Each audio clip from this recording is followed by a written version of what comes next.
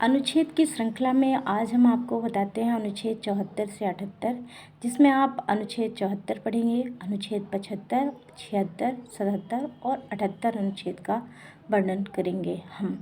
इसमें हम जानेंगे कि इन अनुच्छेदों में किन चीज़ों का जो है वर्णन मिलता है। अनुच्छेद 74 से 78 आपको माइंड रखना है कि केंद्रीय मंत्रिपरिषद और भारत का महान्यवादी जो है, इसका वर्णन अनुच्छेद 74 से 78 के बीच पाया जाता है। यानी कि केंद्रीय मंत्रिपरिषद एक केंद्र में मंत्रिपरिषद होगी और भारत का एक महानवादी होगा। ये यदि पूछता है कि किस में वर्णन है, तो ये चार आपको माइंड रखना है कि 74 से 78 तक के जो अनुच्छेद है, इनके बीच ही इनका वर्णन मिलता है।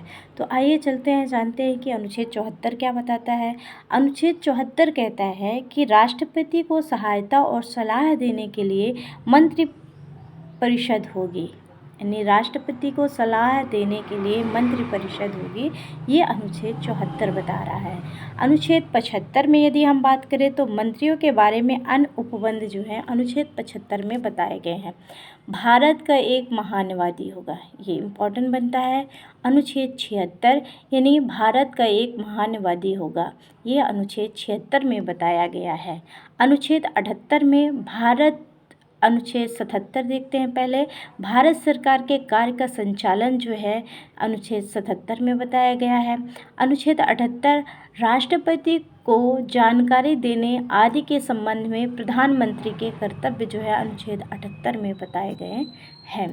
तो ये थे अनुच्छेद 74 से 78, 74, 75, 76, 77, 78। आप इन्हें बिल्कुल रटिए और देखिए कि केंद्रीय मंत्रिपरिषद और भारत का महानवादियों का वर्णन जो है, ये जो है पांचों अनुच्छेद के अंतर्गत ही मिलता है। Thank you so much. Watch video, like, share and subscribe.